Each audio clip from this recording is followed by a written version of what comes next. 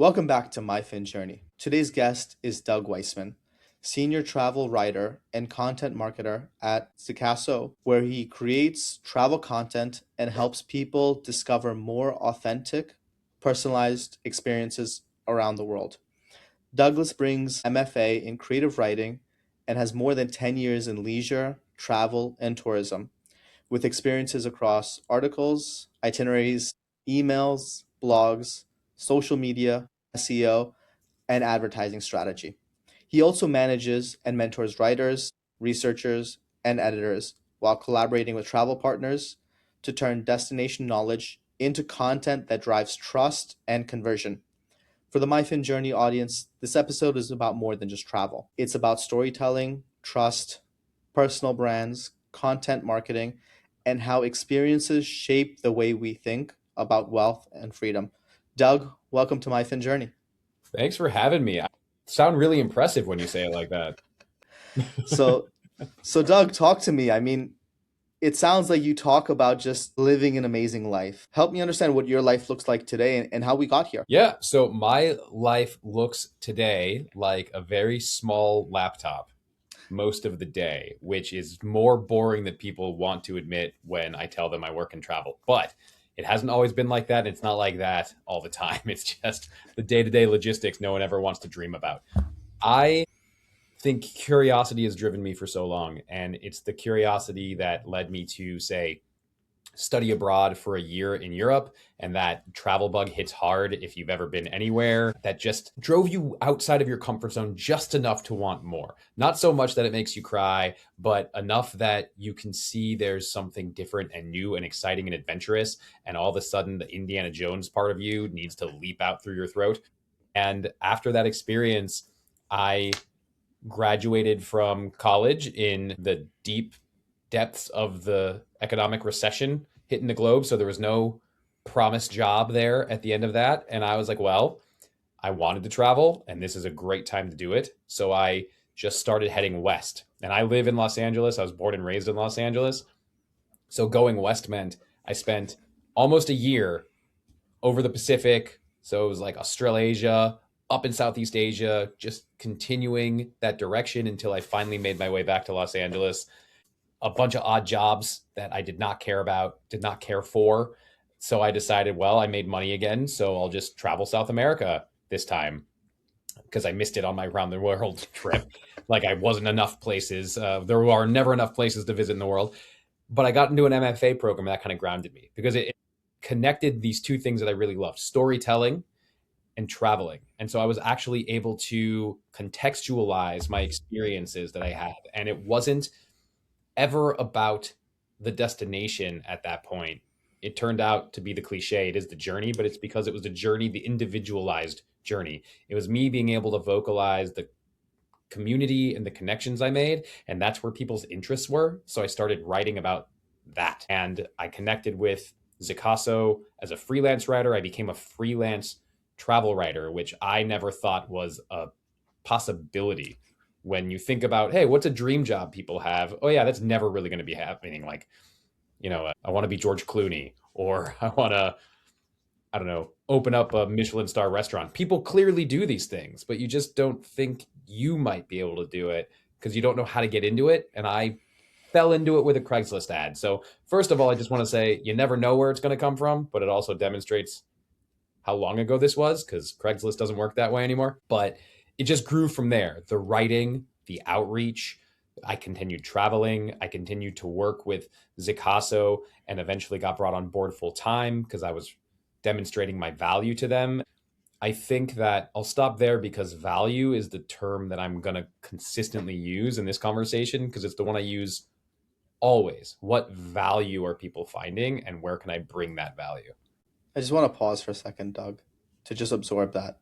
Because in the first 2 minutes, you said a lot that really needs to be unpacked. First off, I want to start by understanding where did you travel to in Europe? When you mentioned maybe in college that you did that, year travel abroad, where did you go or semester?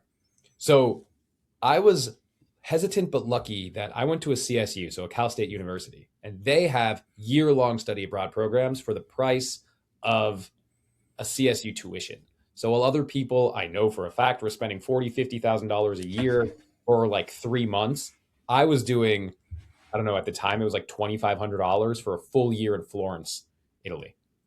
And Okay. that, now granted, of course, room and board are separate, but that was still the cost of tuition, all of my classes. And the first semester was a kind of separate campus, but then second semester, it was ingrained into the fabric of Florence. So it was, I could take classes at the academia if I wanted to do art classes. I could take classes at the local university to do literature classes.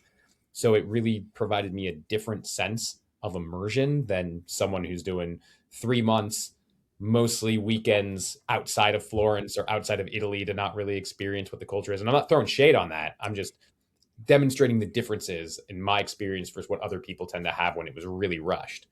So I had the opportunity in that year to travel around all of Europe. I mean, I probably went to 13 countries overall in that year, but it was spread out as opposed to trying to do it in like, 6 weeks.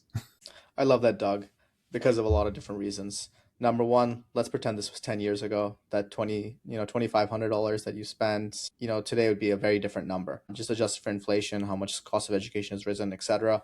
We're not going to dive into that because there's better things to talk about. Doug, like, I've been to Europe. I've been to London many times. I've been to Paris. I've been to Croatia. I've been to Italy as well. Probably other countries that Turkey, if you consider that part of Europe. Probably some other countries as well that I'm missing. For you, when you mentioned those 13 countries, maybe 14 will include Italy, what was the most fun, interesting, insightful, eye-opening country experience that you had? Because you mentioned that you came back to the US and kind of caught this bug, right? So what did that look like in the context of, hey, I grew up in Los Angeles, not like some random part of America, not again throwing shade, but let's say like North Dakota or like Wisconsin. Like you grew up in an area that in theory was happening, but yet you caught that bug to travel the world while also recognizing most Americans don't even have a passport. Yeah, I mean, that was a shock to me, that latter factoid, because and this was, I hate to say it was 20 years ago now, and it doesn't feel like that clearly. You look great. Thank you. Appreciate it. So lots of tea and walking the dog, I think, or not taking in the California sun the way others do. It's I think even then fewer people had passports 20 years ago, because one of the great things about technology is it really did open up the world, which is a blessing and a curse when you see kind of the Instagram effect on certain places. But at the same time, Slovenia, to answer your question first, if I'm not counting Italy, only because I had so much awesome time spent there within the context of schooling, within the context of even teachers taking us around and giving us, whether in the city or outside of the city, kind of field trips, quote unquote. So we would spend weekends in a part of the country most people never even heard of. And it gave us That a whole, local, authentic experience. It's different, exactly. It's totally different. And that especially in also, Italy. I feel like Italy is very warm in it's terms of the people. people, right? Yeah. I mean, also climate, but in terms of the people. But it did, I mean, I see a parallel or at least a connection with where I ended up in terms of where I work and travel now because of that experience then. And it's all about immersion, slower travel, the value of personalized experience because of that. But if I take Italy out of the equation, I would say Slovenia is the place that I had the most profound experience. Because, of course, I did France and I have beautiful stories in Spain and beautiful stories in London and England. I even rented a car with my roommates and we drove through England and Wales and Scotland. Like great experiences, and I could share all those stories. But I think the most impactful places I have ever been are the ones that surprise me the most.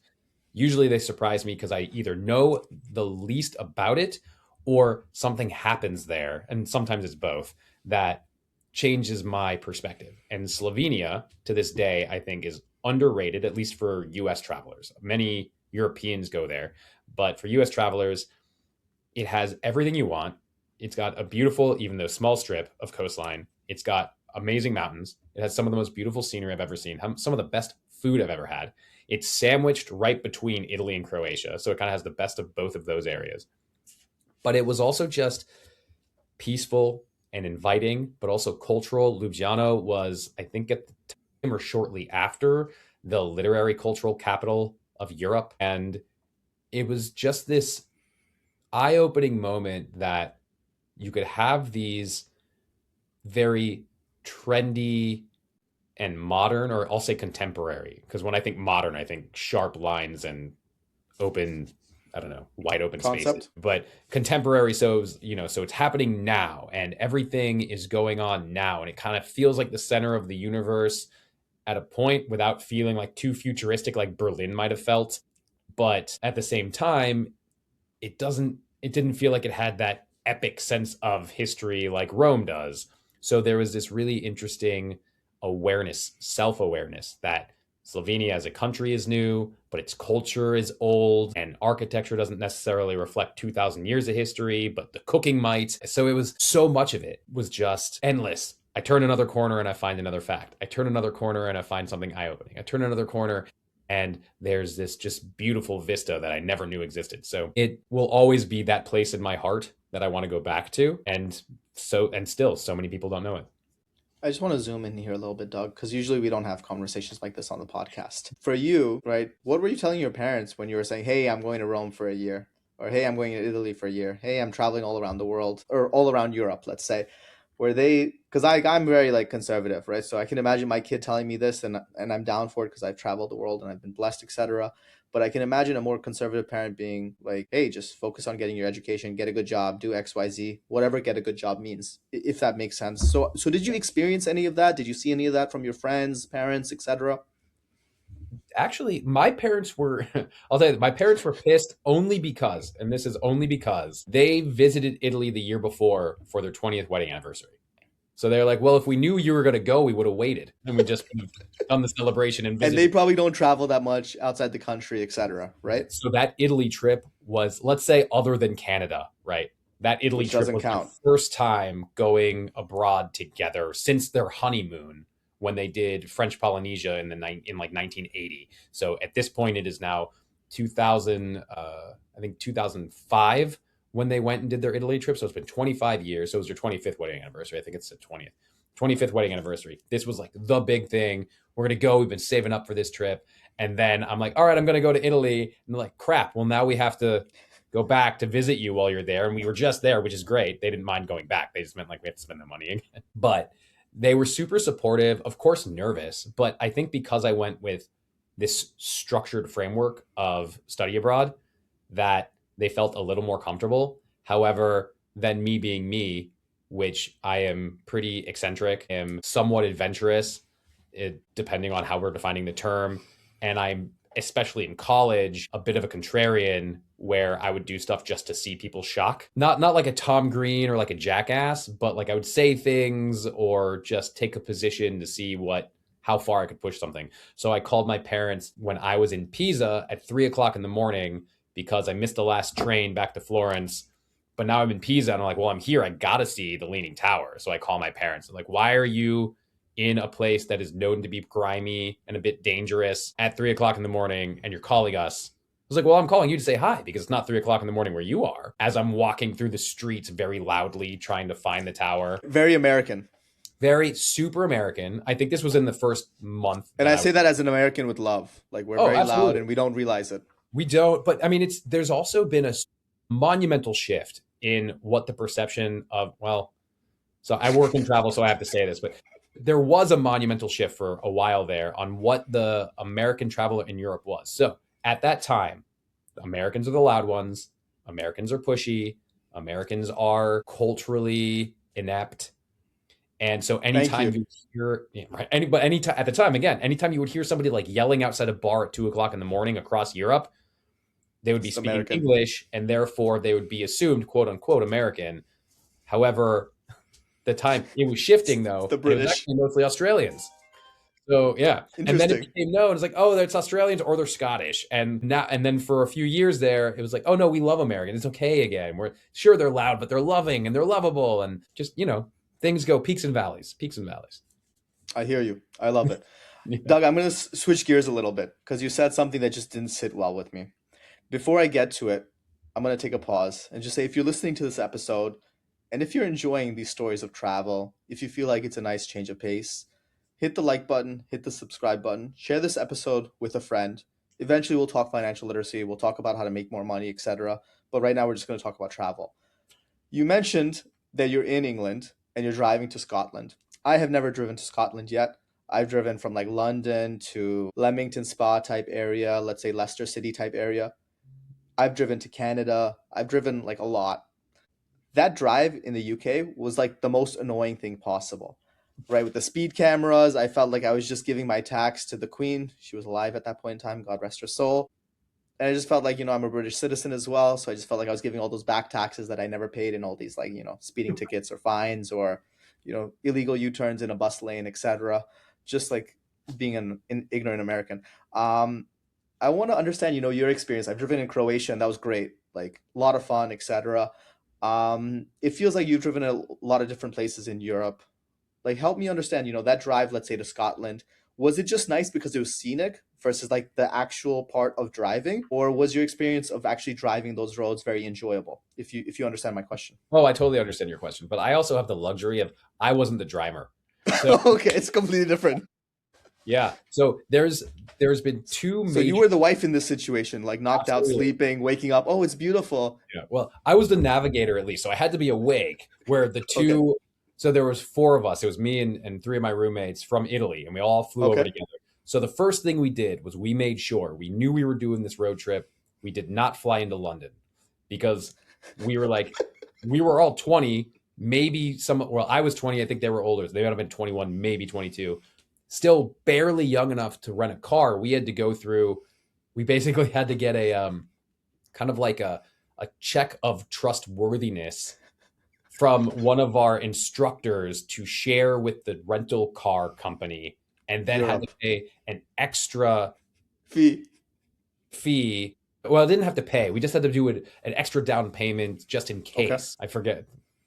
Been a long day already, so I forget what. There was no credit card protection from the No. US in this situation. So I had to lay down my credit card just as like to protect it in case something happens to the car. It's extra because you're all under the age of 25, but we'll give it back at the end. And because it was also in pounds, and at the time pounds was 2 to 1, nobody had enough room on their credit card except for me because I never used credit cards. So I was like the only one that had space for this It's very expensive. very un-American of you to not be in Yeah. debt, by the way. Oh well, I didn't say that at the time. No, I'm At kidding. the time. At the time as a college student. This is weird, but yeah, I was very lucky for that. But especially because then we got to rent the car. I didn't drive. One of my roommates was the only one who knew how to drive stick, and the other two guys had no sense of direction. So I was automatically the navigator. The roommate who could drive stick was automatically the driver, except he was freaking But out. they're Italian. They should all be able to drive manual. Well, they were actually all American, except for one was Okay, Irish. that's why. That's why like Yeah, 13 or 17% of Americans can drive manual. It's and it's let me tell you, atrocious. my wife is one of them. So that was going to say that was the second time I had. So the first time, the issue of the driving in England, my roommate's freaking out because driving stick, he's shifting with his left hand. So he's like, And he's driving on the wrong side of the road for him because yeah. So because he Italy was is the same super side for weirded. us. Yeah, Hmm. super weirded out. But it was a beautiful drive when we were actually on the country roads. But when we Okay. were on what is the A3 or whatever it was that was kind of Yeah. connecting Newcastle to Edinburgh, it was such a boring drive because we're just on the highway at that point. And the variable speed cameras and all Yeah. these So that issues. was Okay. But let me tell you, driving Okay. stick is one of those things I would invest time in if you're traveling to Europe and want to drive. Because when my wife decided that she was going to book a car for us in France, and she didn't realize, I was like, "You booked a manual, right? Or an automatic, right?" And she said, "No, why?" And I'm like, "Uh oh." And we show up, and it is this nice packaged, compact Fiat with a stick shift, and we also couldn't figure out how to reverse. I had to go You have to inside. lift it up. You have to lift it up. That's what we learned. You had to lift it up. But she was driving in that, and I was the navigator once again. So Nostalgia. That was my first car, a Fiat 500 manual. there you go. Look at It's a you. You fun, wanted it's that. a fun car. It's a fun car. It was fun. It has surprising speed for such a. It's surprisingly fast. It's surprisingly nimble. You can park anywhere, but people will judge you. So if you care about, public perception, don't get that car. If you just want to have fun, like, and drive up ridiculously fast and maybe get away with a lot of tickets just because you look very inconspicuous, it's a good car. Switching gears, Doug, you mentioned something that I find interesting. I can't imagine maybe the perspective of like a traditional adult person. You mentioned a background in storytelling, right? Storytelling is one of those things that doesn't feel like a real job. So when you Right. talk to your parents and you're like, "Hey, I'm a storyteller and I get paid for this and I travel the world." We're not even talking about traveling the world just yet. Just storytelling, right?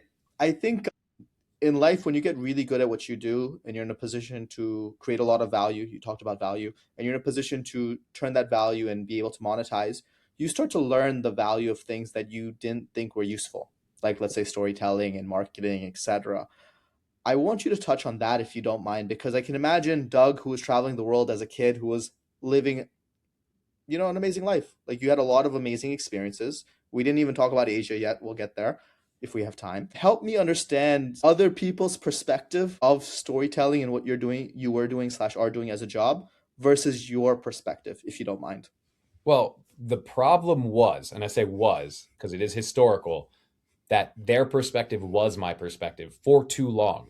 So Okay. I spent far too long thinking I couldn't make a career out of storytelling because of that, you know, civil argument of the starving artist, right? Oh no, writers don't make money and you'll never amount to anything career wise as a storyteller. You have to go and be a lawyer. And my dad's a lawyer, so again, no shade on lawyer. But it just wasn't where I wanted to go. And truthfully, my dad loved being a lawyer, but he would always be like, don't be a lawyer.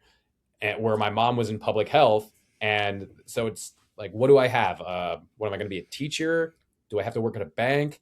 And I'm not against these things. It just wasn't for me. But because of the conversation around what storytelling was, I didn't think there was a pathway for me to actually build a stable life. And then I kind of just said, screw it, and tried and figured out how to make it happen. And so I have friends who were writers because they couldn't figure it out or they just found that it was too hard. And I have friends who never tried and I have friends who have succeeded, all in various ways, where the way that it worked for me is not necessarily the way that like a kind of a traditional pathway. Like I said, I found a writing job through Craigslist, which isn't necessarily the most interesting or appropriate way. It's not that I sent a resume in, it was just chance. But the thing is I hear this a lot, especially when you talk about screenwriters or you talk about novelists or you talk about people who just find these unique jobs. It's that they kind of make their own luck in the sense of they work hard on the specific thing and put themselves out there in different ways. So when the lightning strikes, they're there to bottle it, as opposed to just waiting for the lightning, right? And then hoping that you're ready when it does. Like this means you will be ready when lightning finally strikes. And like I studied in undergrad, my BA is in Italian, which is a dying language. It's kind of useless if you look at it on its surface as Italian. But what did I learn through that? I learned cultural communication. I learned the different ways to actually tell a story. I learned how to cross boundaries because what I necessarily want out of a conversation is not the same as what somebody else wants out of a conversation. So I have to understand what they're looking for and then meet them somewhere in order to get across what we both want. So kind of negotiation skills in that way. I learned how to step into different communities and grow as opposed to shrink.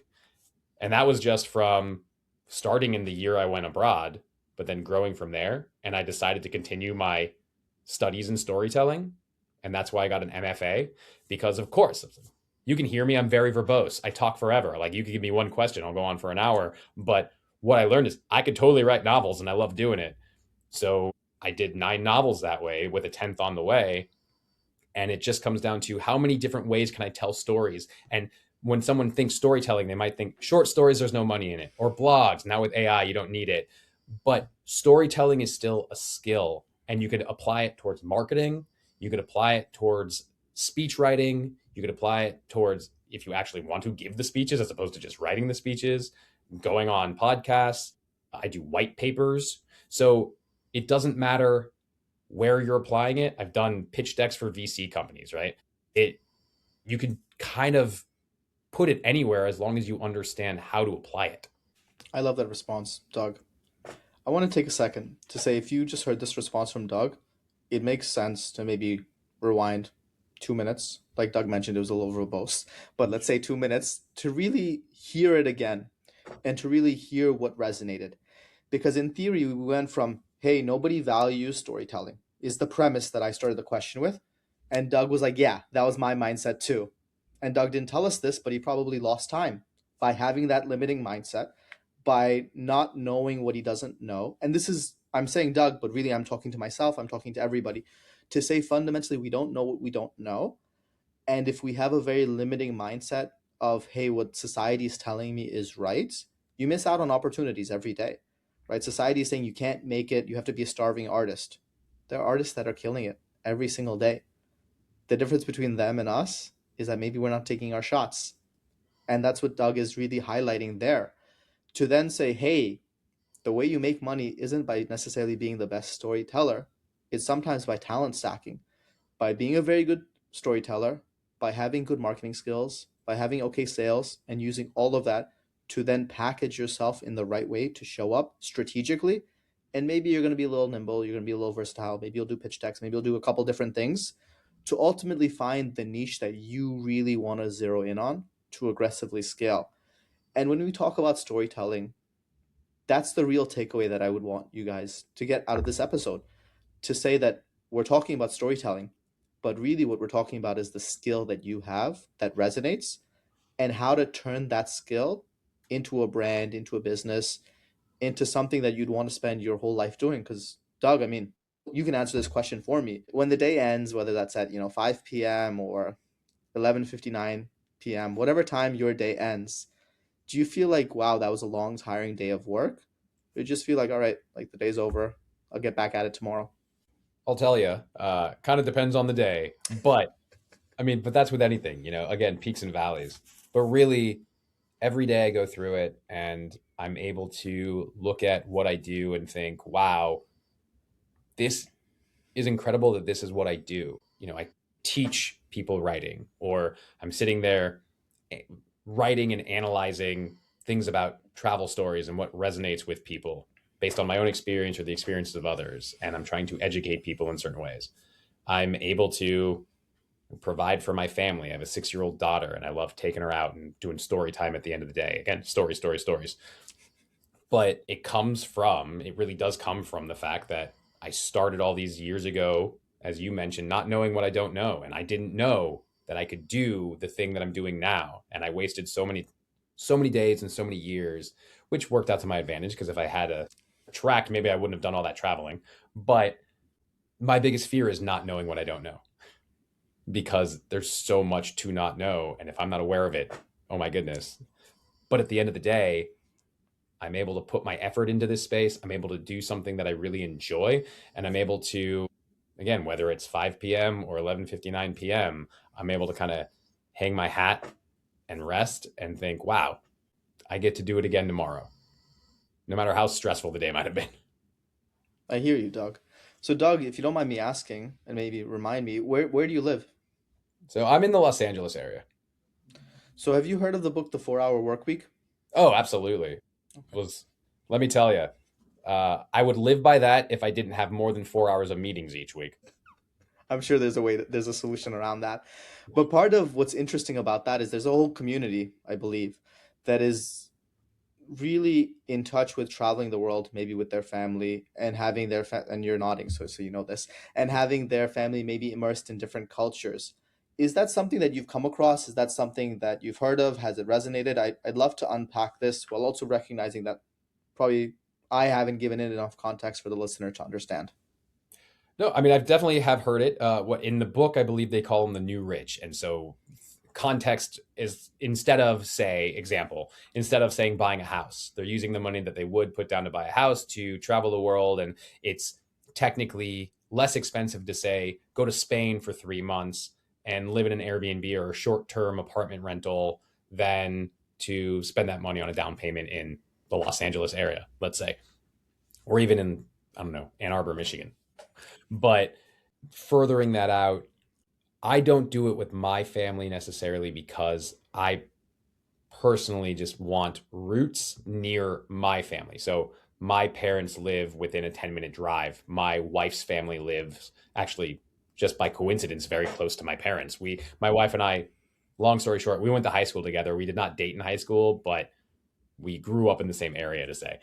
So and then I'm very close with my cousins, and therefore my daughter is now very close with her cousins. So that sense of family is really important to us. However, we do make traveling a priority. So, I mean, speaking of financial requirements or at least responsibilities, making sure we're putting things aside to have that sense of A, adventure, but B, cultural or multiculturalism is important to us. My wife's dad's British. My wife technically is a British citizen. She just needs to get her British passport. So as you are, and well familiar, I'm going to make sure that my daughter learns stick shift on the opposite side of the road, just in case I am in need. But it just adds to that importance for us. And then me working in travel and having those cultural experiences, we have talked about whether or not we'd want to do, say, 6 months in the US and 6 months somewhere else, or whether we want to just continue to do 2 weeks a year. And I wrote an article relatively recently, maybe about 5 months ago now, that parents.com picked up about, it was called Passports Over Classrooms. And it's this trend that more and more parents in the US are willing to take their children up to a certain age. So it's really up until about freshman year of high school, out of school to travel. And I'm not talking like a week on a Mexico Riviera. I'm talking, 10 to 14 days doing Italy or doing Thailand, where it's more culturally immersive and it's more of an experience they're not going to be able to have again. So they're focusing on that rather than just staying rooted, staying in school, because the international understanding is more important now than ever, especially as we are all interconnected more easily. So to your point, while we're not necessarily doing the new rich thing of the 4-hour work week of just 3 months in Spain and 3 months in Morocco, we still find our own way to apply it to our living situation. No, makes sense, Doug. Thank you so much for sharing it. And I apologize if it gets too personal. I myself, spent probably 2 weeks in Tanzania in East Africa Nice. when I was in high school. I do have like Tanzanian roots, etc. So it's one of those things that, to our earlier point about like not knowing what you don't know and cultural immersion, I think that there is immense value in that. Doug, I wanted to maybe double tap on the travel, right? I wanted to understand, are you familiar with like traveling with points? Do you pay cash? Like help us understand from a finance perspective how you think about, because you mentioned like putting money away, etc. How you think about like, financing travel just because, life is expensive. Life is expensive. And I got to tell you, my cousin is a points guru. He's done TED Do you want to Talks. say his name? Does he have a website? You want to drop some free publicity for him? I will absolutely. Greg Eisenman, and it's Eisenman. He's located in the Los Angeles area. But seriously, I'm not sure. He just gets it. He knows how to double down on the points. I am not that articulate when it comes to points. And for example, I did round the world flights when I traveled around the world in 2009. Never signed up for the rewards program, even though I was traveling with Star Alliance. Just stuff like that. Like I would have gotten a free flight just off that alone. So Never rookie thought about mistake. it. Yeah, right. But I continued to make those mistakes. So my thing with Meanwhile, travel, Doug, I'm gonna interrupt you here if that's okay. yes, Meanwhile, Doug, I get free like upgrades on all my car rentals. I get free like car rental days. Like see, I am very cost conscious about these things. That's why we have a financial literacy podcast. well, Continue, Doug. that's the thing. So my thing is all about. I said it earlier, all about value, right? So where do I and I will 100% say free car rental or an upgraded car rental is definitely value that I need to invest in. We'll talk about But it offline. It's yeah, very easy. I'm lucky. I mean, I get when yeah, sounds And good. you have a cute 6-year-old daughter. It'll be even easier. I have a 6-year-old daughter. Like See, there you you'll be go. fine. Yeah, I just kind of hold her at the countertop, and they're like, "All right, we'll give you a No, cheese." you do. That's no, no. You don't do that. You just say, "Hey, hey, baby, just give me a second. I'm just getting the car. It's okay. You'll be fine." That's what you do. You just Yeah, like, and then you tell them, "Sorry, kids these days they have big feelings. So how's your day?" yeah, And big then that's how feelings, you get the upgrade. and also polio. No, I'm kidding. So that's a good one. Not the polio, the big feelings part. When It's all because I about work, storytelling. that's what I'm saying. That's all I'm saying. Embellish where you can. Don't lie, just embellish. Because I work for a travel company and it's a luxury travel company, there are perks with it. And some of the perks are I get discounted trips or trips to certain places that they're trying to highlight. And I've been able to like embellish on those and take my family. So my wife's biggest dream was to go to Egypt. And we went there in 2022 on a luxury trip. Have you been to And Hurghada? oh, yeah. Okay, Oh, because I went to Hurghada on my own, but this was in okay, 2009 or So you 2010. did what, like Cairo? With my wife, we did the whole thing. Okay. When I went in Okay. 2010, I went in from Eilat in Israel, and I went over the border, which I learned then. Talk about knowing what you don't know or not knowing what you don't know. I learned that you don't get a visa into Egypt proper when you cross the border over the land. So when I tried to go to Cairo, I was quickly turned around and sent back into Israel, and I missed my flight to Greece because of that. But I'm sorry you experienced that, but you learn and grow. yeah, that's all. That's all. So I just spent like 6 more weeks on my friend's couch, but it was more a pain to her than it was to me, really. But I went to Egypt with my wife, and we fulfilled her dream trip, and I went through work. So what would have been, say, a $10,000 or $15,000 trip at the time was only like a quarter of that. And then I'm able to maximize what my work is willing to do because I work in this particular space. And if I didn't, I would probably be more inclined to focus on points and to focus on those little details that add up quick, because they really do add up quick and they make a difference and they're logistically difficult. And that's where I find for travel, where the value goes farthest, is when I can figure out how to take care of those logistical details that I don't want to bother with, that are always so minute that I won't even think about it until it smacks you in the face and you're all stuck at a train station at 5 in the morning without any awareness of how to get to where you need to go. So It's it's, just character building. These are just character building opportunities. there you go. Or I just plug my company right now and be like, these are the things that it will take care of for you, so you don't have to worry. That is my So best. shout out to Zicasso. This is not sponsored by them. No, it's not. So if you go though, mention my name because I want a piece of Mention that Doug's pie. name. Mention Doug's name. What I will say, Doug, is America's really good at this, in my humble opinion. The country, it feels like, is built in a way that extracts as many dollars as possible from people in different small microtransactions. Like, because the subtext of what we're talking about, respectfully, no insult intended, is we're very busy with our work. So we're kind of leaving a little bit of money here, a little bit of money there, and it kind of doesn't, feel like it matters. I want to understand from your perspective, do you feel like that happens to a lot of people that you interact with in life? I mean, it happens to me all the time and it drives me nuts. But maybe you and I are thinking of it in different perspectives. Because for Share me, how you're thinking about it. I'm thinking about it in, I purchased something and it automatically subscribed me to that purchase every year without me being aware of it. And all of a sudden, a year goes by and I'm charged $100 or even $10, but it adds up. Where that, if I do that 7 times and it's $15 each time, and that's money that I could have spent saving towards another trip or on my dog's allergy medicine or whatever. So that's where it drives me nuts. But at the same time, there's a beneficial flip side to that, where just like I mentioned with the value and what I'm willing to pay for versus do myself. And so there are those moments where I'm like, oh man, to pay extra to have the person move the stove into my house and set it up for me so I don't have to worry about that. Yes, I will give you $200 extra because I just don't want to bother with it. So it's two different perspectives on the same problem, in my opinion. And do you feel like that is also represented in maybe your work with Zicasso, where it's like, hey, people are paying, let's say, Zicasso to market this country, to market this vacation, to like they're making money somehow to be able to pay you, right?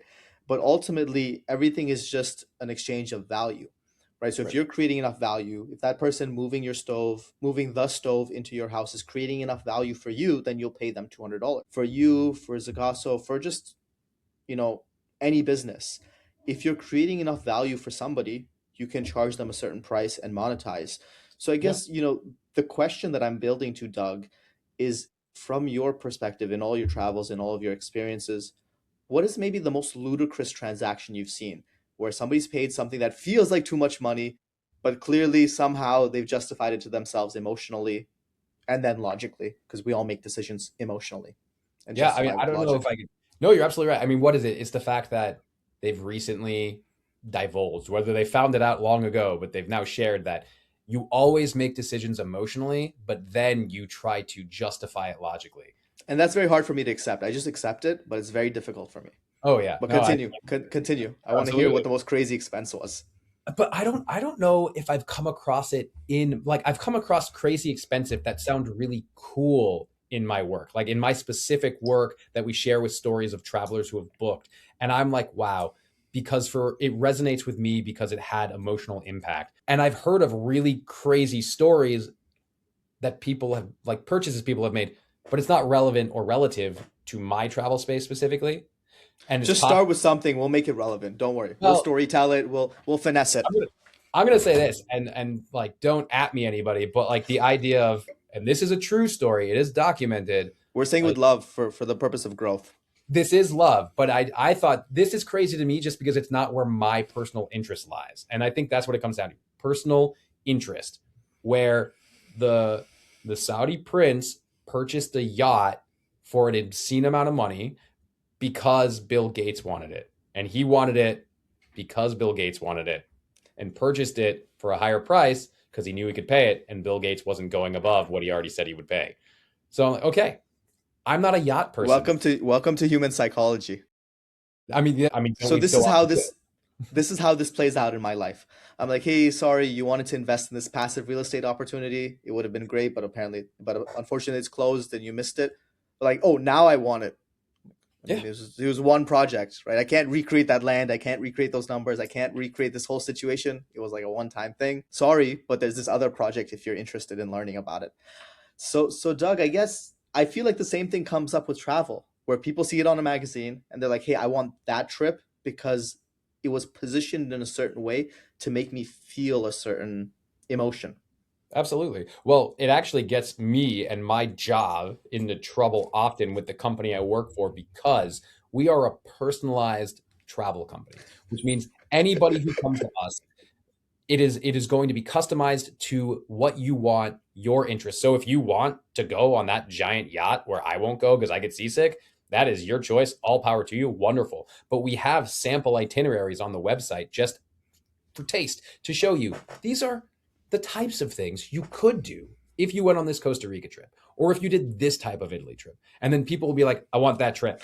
Like, well, it's It's booked you're not those gonna days. have It's this like you trip. have to make some compromises. Yeah, I mean like you can make the trip better because it's going to be your trip. Like, no, I want that one, but we're not an e-commerce site. You can't just put it in the basket and purchase it. So this is something we're constantly in competition and contrast of, but it's like it's a beautiful experience to be able to say like, no, it's personalized. Make it however you want it. But in the current state of the economy, just how business works across the world today, right? With e-commerce looking a certain way, right?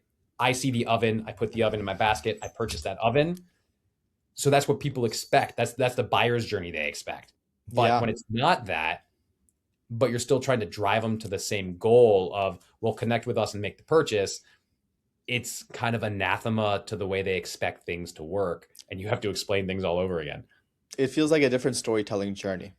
Where It before it is. was like, hey, we have to enable you to see it to then manifest that vacation for you. But we enabled you to see it too well, and you want that exact trip, and we Yeah. can't do that exact trip because of X logistical challenge. So I guess, Doug, this might land, poorly. I don't think it will, but I'll say it anyway. The intention is from a place of love. Please do. Help me understand the client that you write to, because I'm the guy that would just say, assume the role of Doug. Obviously, this first time we're meeting you, but assume the role of a senior travel writer with 25 years of experience, and I'm putting this into ChatGPT or now Claude or whatever the LLM is, to say, hey, build me my itinerary for Croatia, right? That buyer persona is probably very different or might be the same as the person who goes to Zicasso. So help me understand. And it's not intended to be a plug for Zicasso. You can plug them. I don't mind. It's intended to really unpack the mentality of the type of client that you serve, because Doug in college probably didn't know that this job existed. And part of the point is that we live in America. You can literally make money doing anything. So don't focus on that. Focus on learning and growing, and you'll figure out your job. But Doug, what I really want to understand is the person that you sell to, if that makes sense, their mentality and why they would go to like a Zicasso. Absolutely. Well, we also have to unpack again, this comes down to you don't know what you don't know. And it's something that I tell my marketing team all the time, because someone who has never been on a Zicasso trip before doesn't understand where the value is, because they think, to your point, they can type in, I'm a travel writer of 25 years. Where are the places that you can take me, or where are the places I should visit in France that are not always hyped on Condé Nast? But here are a couple of issues with that in general. One, when you're looking at any LLM, it's just scrubbing things that it's been fed information on. So you're never going to get the place that's a hidden gem unless somebody has mentioned the hidden gem. And by the time somebody mentions the hidden gem, chances It's are no longer hidden. exactly. And Doug, what I'll add before you continue No, is please. these LLMs have basically run out of data to Yeah. actually analyze. So now people are creating fake data. So it's a situation where you'll get more phantom responses potentially, Yep. right? Like I've had my own horror situations on LLMs and on fake data, Yeah. but let's focus on what you're talking about, and we can Oh, no, well, go I on a said tangent yeah, like later. very emphatically, because I know, not because of your experience, but my own experience. Yeah. So anybody who pays attention to LLMs hopefully understands that. But with it, you're also getting, this is a prime example. I was talking to a traveler, getting a little more of their story. This was 2 weeks ago. And they were saying how one of their friends does this. They type it in the ChatGPT, they everything that they want or are interested in experiencing, ChatGPT puts out an itinerary. Great. But what happened? They go to their first hotel for the trip and it's under construction. So they're getting jackhammers every day. They can't go through the main doorway. And that's something that an LLM is never going to know because it's not up to date information. Where you work with a local specialist who works with these hotels or accommodations every day, it's pretty easy for them to be like, oh, that one's under construction. I'm going to put you at this place over here. If you just go and you want hotels, it's very different than working with someone on the ground who is in touch with a sword maker in Japan who doesn't really open his doors for just anyone, or to understand like, oh, this isn't the best time of year to do this thing that this LLM is telling you would work for you just because you really want to go and is trying to make you feel better about your trip and satiate you. No, they're going to tell you that's not even open at this time of year. And there's no way you can open it just because you want to go. They're So, nicely gonna say like, "What's wrong with you?" yeah, I mean, it's a nice way of saying it, but I mean, that's the idea. There are so many times that I've talked to specialists, to travel specialists that work with Zicasso, and I'm like, oh, this is something I'm interested in. And they're like, yes, but like, that's great that you're interested, but it's not really the experience you think it's going to be. And every time I have gone against them, I'm not saying anybody who chooses to go with Zicasso, Because they use like a sandwich method. They don't tell you you're wrong, which is right? what I need to hear. They say, "Yeah, you can do that, but it won't be that good." And I'm like, "No, I want to do that. It sounds great." They don't tell you, "Yeah, it's gonna suck. You have a 6-year-old child. You're gonna have massive issues. It's Yeah. not gonna be fun." It's more like, polished. Yeah. I mean, let me tell you, just as an example, I went to Portugal with my family last November, and every place we stayed at was amazing. And the logistics of the whole entire trip were taken care of. So I didn't have to worry about how am I going to shuttle my 6-year-old from the hotel to the train station and the train station to the hotel. But it was also just the last place we stayed had a kids center. And my daughter was like, I'm Gold. never leaving this place. You go on your tours and I will stay here and I will just be in this kid space. And they were like, we'll serve her lunch. We got her. Don't worry about it. It was amazing. So me and my wife, we went and did our tour. We didn't have to worry about, oh, we got to stop because she's tired, or we can't spend as much time in this museum as we want to spend. But to that point, it's just, these are the things that you're not going to get that on the ground insight with people who actually talk to. There's going to be a train strike, and there's always train strikes in Italy. There's always train strikes in France, and there's always train strikes in Spain. The LLM is not up to date enough, trained well enough to be like, oh, you're going to run into this while you're there. You have to figure out a way around it, and you have to figure out the way around it. Where when you're working with a travel agent, a travel specialist, they're the ones, and I can get into the difference between the two if you want, but whatever.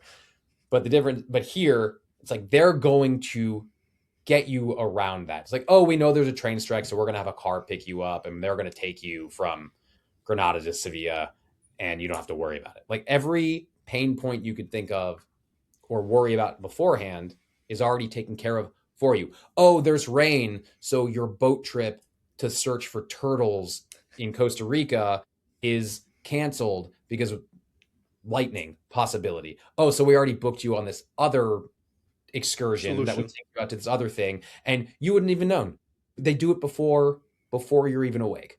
So it's stuff like that where might sound little at the beginning, but A, when you're in the mix and you already paid for things and you're just trying to enjoy your trip, becomes huge frustrations. And also, it just, you feel taken care of. And again, this is where I put my value. So, like, of course, I want the free car upgrade, but I'd rather just be like, yeah, hey, this person's taking care of me, and I don't even, and it's just baked into the price point, right? I'm not thinking like, oh, this is an extra $300. I'm like, oh no, I already paid for everything except for like the restaurants on my trip. So I can just enjoy myself. I'm not thinking every time I pull out my wallet, oh, here's another excursion, here's another guide, here's another hotel. It's just already paid and done. So I want to highlight two things here, Doug. Number one is sometimes when you work with somebody who's very good at what they do, it's hard for us to be able to quantify and understand how good they are Doesn't that suck? until you it does, but in theory that's why you're watching this episode, right? Like Yeah. there's always a solution, right? It's one of those things that like as people we don't know. And if that's the central, thesis from this episode, then it's like, hey, you have to experience something good and something bad to be able to Yep. appreciate both. When you work with somebody who's very good at what they do, they're typically not telling you how good they are at what they do. That person who's solving your problems is not like, hey, this was a massive problem for you and we solved it, and it was hard for us to solve it, but don't worry, we took care of it. It's not like, hey, there's rain and there's lightning, sorry about that, but don't worry, this is what you're going to do instead. And it's Yep. streamlined as though like you didn't have to do anything, you don't even have to think about it, you're just being repositioned. And the reason why I wanted to highlight this, Doug, and even for the audience, is to say the same thing happens with wealth and financial freedom, and building that financial freedom and building that financial literacy. A lot of times, like when we're working with people, we don't know how good or how bad they are at building that path for you. So you want to really understand, like, hey, is my wealth actually building and scaling and compounding for me in an efficient way? Or is it like I'm showing up at the train station and the train is canceled and nobody told me it was canceled because it's in Italian and I'm not Doug and I don't speak Italian, right? There's so many different gaps that come up when you're traveling. And if it's your first time traveling, then you're kind of out of luck and it's part of the learning and growing curve. So Doug, I mean, I've loved the conversation. It's been great. Where can people reach out to you if they want to learn more about you, about your cousin, about Zicasso? Like, how can people connect with you, Doug? Honestly, easiest place is LinkedIn. I know it's a surprise. LinkedIn is an interesting place to say the least. But Douglas Weissman on LinkedIn, I am there. I'm wearing a nice hat, I think, in my picture. So it's easy to find me. Douglas Weissman, Zicasso, you probably type that in the search bar, find me easily. And I'm pretty active on there. I'm probably there So more why than I should. why are you active there from a personal branding perspective? Just give us like a very concise understanding of your mentality, your psychology when it comes to like marketing, personal branding with LinkedIn specifically. The thing about LinkedIn is I started there in 2020 Wow. because I thought, I mean, of course, I was living in San Francisco when LinkedIn launched, and I was like, oh, this is just another social media thing that everyone's saying I should be on. So I'm going to be on it because jobs. I don't know. But then I started taking it more seriously towards 2020 when, boom, COVID hit. And right before, there was still a talk of brand, brand, brand, get your brand everywhere. But it wasn't as deep as it is now, especially with the bifurcation of communication. But it was still starting the conversation. I thought, okay, I'm going to build my brand on LinkedIn because that's where business is. Then things evolved. But at the same time, and this is absolutely a humble brag, but COVID hits. Of course, I lose my job at a travel company because no one can travel. However, I had enough kind of baked in hours because I never took sick days or anything. So they owed me a lot of money. So they were basically like, how about we pay you kind of minimal monthly of what we owe you and you stay on so you could do a little bit of work so we can keep things at least level. I was like, absolutely, that sounds great. So I had a few hours there I was getting paid for. And I was on LinkedIn and I'm reaching out and applying to jobs. And I had a creative writing teaching job. And then I got another job doing the pitch decks for and being a writer for this biz dev company. So while kind of the world's falling apart and shut down, I was already working from home and had been since 2012. So I'm like, cool. All right. This is just more jobs stacked onto more jobs, habit stacking, as you mentioned earlier, doing what I know how to do, but just learning it in different ways. And now I have 5 jobs while everybody else is kind of looking around like what's going on. So that's why I started on LinkedIn because that's where business is. And then I just stayed and I thought, oh, this is a good place, because there wasn't at the time, there weren't as many writers on there. There weren't as many writing coaches on there. I mean, that's kind of with everything, right? Like now you look at Instagram and everybody's a writer, or everybody's a designer, or everybody's an A actor. viral, a viral. Everybody's a viral coach, or like some sort of or a life coach. And again, not throwing shade, it's just like they, whether it's because the algorithm got better and that's just what they're feeding you, or just everybody became that. I don't know. Could be both. Both things can be true at the same time. But it's still why I stick with LinkedIn, because business is still there. And while, especially in the last year, 90% of posts as a writer, you can clearly tell what is an LLM post for whatever reason. And it's not that I value those, it's not that I think the information might be any less valuable than somebody actually typing it out. But in my opinion, as a writer, if someone's not taking the time to at least adjust it and it looks like they just copied and pasted directly, I'm not going to take the time to read it. And this is where I feel like the value of LinkedIn has gone down in the past year, even though it's a very interesting space. But I still choose to be there, because especially with writing stuff, whether it's screenwriting, making movies, making TV, writing books, there's a lot more people on there talking about it to be. So it's super interesting for me to see what they're saying, editors, agents, managers. So I stick around. And where Instagram, I post stuff there every once in a while, or TikTok, but it's just not my jam. It's not where I want to post, because I don't do things visually. If I was a graphic artist, awesome. If I was a painter, great. But I'm not really in the visual medium. So I'm like, I'll stay on LinkedIn where I can just write a mini story in 3 sentences. I don't know. I love it, Doug. This has been a great conversation, great episode. I really enjoyed, you taking the time to be very intentional and very clear, not only from a storytelling perspective, not only from a travel perspective, but from a personal branding perspective, because you can see an entire arc if you go back and you actually look at the episode, actually listen to Doug's responses. So once again, Doug, thanks for the time. What we'll do is we'll include all that information in the show notes to make it easier for the audience. If you've listened to this episode, if you've gotten to this point, hit the like button, hit the subscribe button, and share it with a friend. Maybe you'll save them some travel chaos. Until next time, guys, thanks again. Bye. Thank you.